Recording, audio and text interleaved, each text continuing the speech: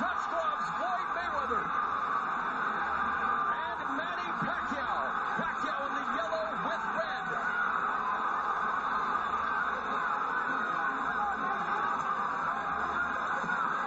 Many people expect Manny Pacquiao to have to force the fight, bring the fight to Floyd Mayweather, Andre, and in the first 30 seconds, a bit of a feeling out process, but it is Manny Pacquiao initiating the attack, and it'll be very good for him to keep his punch combinations of 1 or 2 punches. Freddie Roach said he doesn't want him with a flurry of 5, 6, or 7 because that'll give Floyd Mayweather an opportunity to counter. Yeah, neither fighter is giving up much ground right now. I think Floyd Mayweather's game plan is to eventually walk Manny Pacquiao down.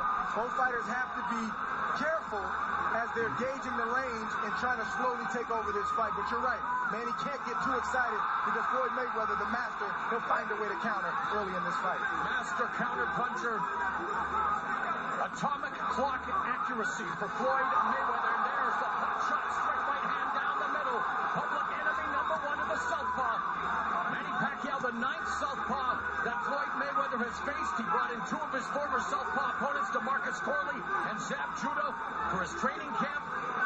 Many people feel that Manny Pacquiao studied Zab Judah, one of the rare times he has studied tape, especially those first couple of rounds against Floyd Mayweather, to try to find some chink in that armor.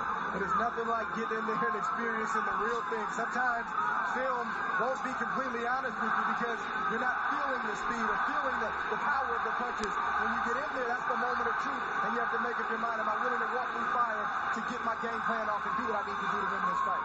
Chants of Manny echo throughout the confines of the MGM Grand Garden Arena.